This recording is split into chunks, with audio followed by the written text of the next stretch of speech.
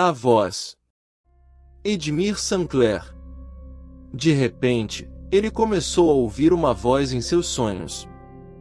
Não eram vozes, no plural, era apenas uma voz específica. A lembrança era clara e diferente de tudo que já havia sonhado antes. Acordou assustado, ainda não havia amanhecido. Sua respiração estava ofegante e demorou até saber onde estava, deitado em seu quarto, em sua cama. Não conseguiu mais dormir, estava muito impressionado com aquela voz que não pôde identificar. Não era conhecida, nem familiar, mas era aconchegante. Foi até a cozinha ferver água para fazer o café. Quando voltou e abriu a torneira da pia para escovar os dentes, a voz já não lhe soava tão clara, tão pouco se lembrava do que lhe dissera. Quando estava na varanda tomando seu café forte, puxou inutilmente pela memória, que parecia se distanciar como uma gaivota voando em direção ao horizonte. O nascer do sol estava lindo e meia hora depois já não se lembrava de mais nada. A não ser que uma voz num sonho lhe causará uma impressão profunda que ele não conseguia tirar de seus pensamentos. Esse foi o primeiro dos muitos eventos que estavam por acontecer.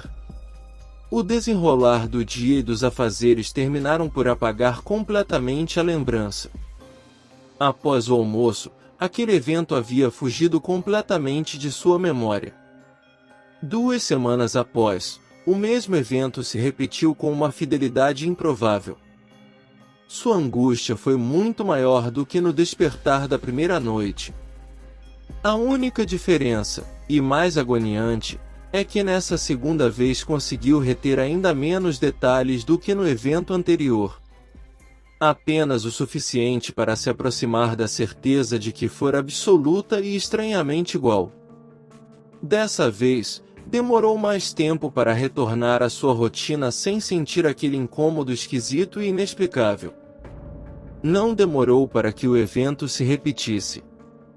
Apenas alguns dias e dessa vez o impressionou ainda mais, a ponto de atrapalhar uma série de acontecimentos profissionais de sua rotina. Não conseguia se concentrar em mais nada. Naquela noite, tomou 2 gramas a mais de ansiolítico e mais um antialérgico para adormecer mais rápido. E foi dormir tentando lembrar-se de qualquer detalhe a mais sobre aquela voz. Sequer conseguia definir se era masculina ou feminina. Menos ainda sobre o que falava. Na repetição seguinte, a coisa se complicou ainda mais. Quando acordou, após o mesmo sonho, manteve-se parado na mesma posição porque haviam lhe falado que isso facilitava a retenção da lembrança. Passados alguns minutos, não achou que estivesse fazendo algum efeito no seu caso. Até chegar ao banheiro e, enquanto colocava a pasta de dentes na escova, resmungou. Se essa voz falasse quando estou acordado seria muito mais fácil entender, ô vozinha burra. Talvez, por já não estar levando aqueles sonhos tão a sério, acordara de bom humor naquele dia. Até ouvir nitidamente. Então está certo. Você se acha capaz de me ouvir conscientemente? Espero que sim. Rodrigo foi encontrado desacordado no banheiro pela diarista, que o acordou tão assustada quanto ele. Acontece que, daquela manhã em que desmaiara até o dia em que foi encontrado, havia se passado 3 dias. O evento se tornava mais surreal pelo fato de que a diarista havia ido trabalhar na casa de Rodrigo naqueles mesmos 3 dias, e segundo seu relato, ele não estava em casa. Ela limpara a casa inteira, incluindo o banheiro onde ele foi encontrado e, definitivamente, ele não se encontrava naquela casa durante aqueles dias. Ela imaginou que ele estivera viajando pois, durante aqueles 3 dias nada na casa fora mexido. Como se ninguém, além da própria diarista, houvesse estado ali. Na agência de propaganda onde trabalhava, ele também faltara os mesmos 3 dias úteis.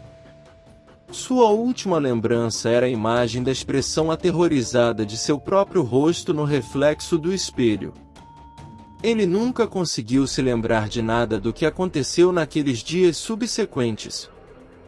A única coisa diferente que havia restado daquela experiência surreal eram as manchas de 2 filetes de sangue coagulado, uma em cada ouvido. E nada mais. Após se alimentar, deitou e demorou algumas horas até se sentir recuperado o suficiente para levantar com uma estranha e urgente determinação de ir buscar seu filho no colégio naquele dia. Ele nunca fazia isso, era divorciado e a guarda do filho era compartilhada. O menino já tinha 14 anos e ia e voltava sozinho de ônibus comum, do colégio para a casa da mãe, onde morava. Ele sabia disso, e o próprio filho não gostava que o pai fosse buscá-lo na porta da escola. Mas, Rodrigo estava agindo como se houvesse sido programado, como um robô, para desempenhar aquela tarefa. Ele não estava pensando, apenas agindo. Quando parou o carro no ponto de ônibus em frente à escola, viu o filho e mais 2 amigos sentados no ponto de ônibus aguardando o coletivo. Abriu a porta do carona, chamou o filho e ofereceu carona aos amigos dele, que entraram no carro rapidamente. Assim que Rodrigo arrancou com seu carro, um caminhão desgovernado invadiu em alta velocidade e bateu violentamente contra o ponto de ônibus, exatamente no lugar onde os 3 garotos estavam sentados.